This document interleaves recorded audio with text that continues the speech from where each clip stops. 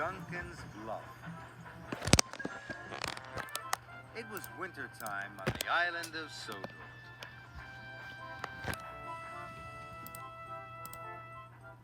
Duncan was busy puffing through the White Mountains and the frosty forest. He was proud to be a narrow-gauge engine. Duncan was delivering coal to the villages. They were going to need extra coal from the main coaling plant.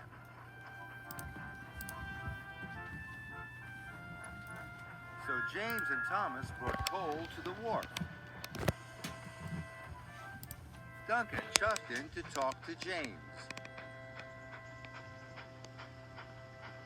"You were a long time getting here," teased Duncan.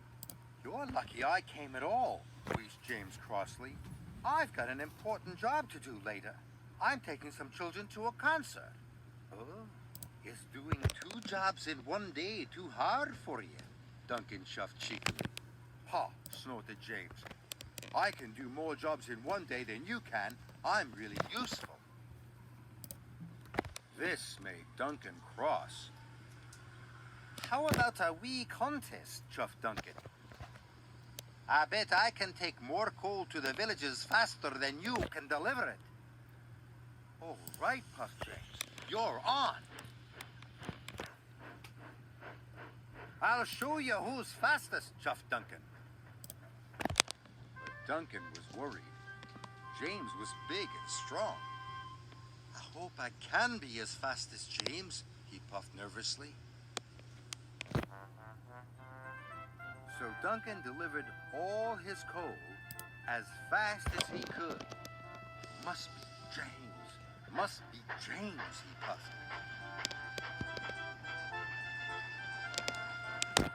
But when Duncan arrived back at the wharf, James was waiting for him. "I told you mainline engines were the fastest," teased James. Duncan looked at the long line of freight cars. There was plenty of coal for the villagers there, but Duncan didn't want to lose. "Oh, is this all you brought?" he tooted. "The villagers need lots more coal than that." "Then I'll bring more coal than you have ever seen," huffed James. James raced back to the coaling plant. And Duncan delivered the coal to the villagers. Now all the villages had plenty of coal. Duncan puffed back to the wharf. But when Duncan arrived at the wharf, there were still lots more coal cars waiting. So Duncan decided to play a trick.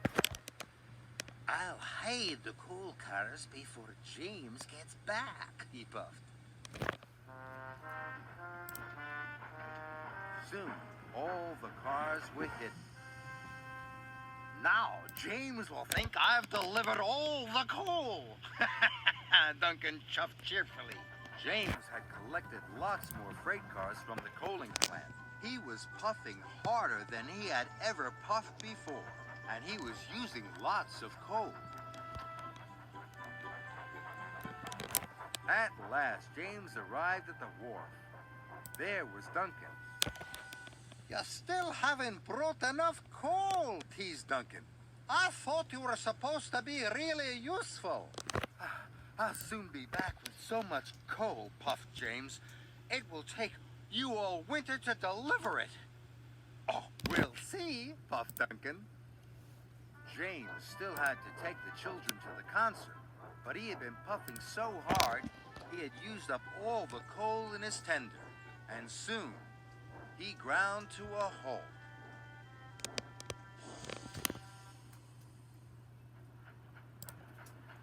That evening, the narrow-gauge controller came to see Duncan. "James is stuck. He has run out of coal," he announced. "Now he won't be able to take the children to the concert." Duncan felt terrible. He thought about all the coal cars he had hidden. He thought about James, and then he thought about the children. I have to tell you about the hidden coal cars, he wished. The narrow gauge controller listened hard. You have caused delay and confusion, he said slowly. But you have told the truth. And a useful engine always tells the truth. I'll only be a really useful engine if I can help James, whistled Duncan. So Duncan collected one of the coal cars he had hidden.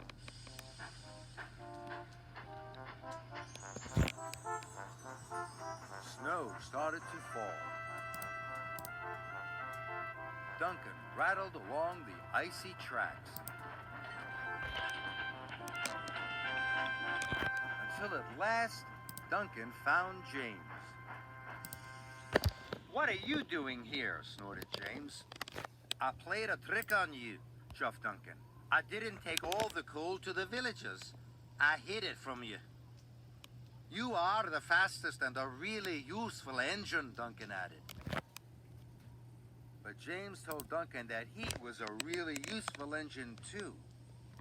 "You brought the coal to me so quickly, I will still be able to take the children to the concert," he puffed. "Thank you, Duncan." The coal was quickly loaded into James's tender. Soon his fire was roaring, and his boiler was as warm as toast. He steamed off to collect the children. Duncan felt happy. "James is a really useful engine," puffed Duncan. But then, so am I." And he chuffed happily away to deliver more coal to the snowy villages.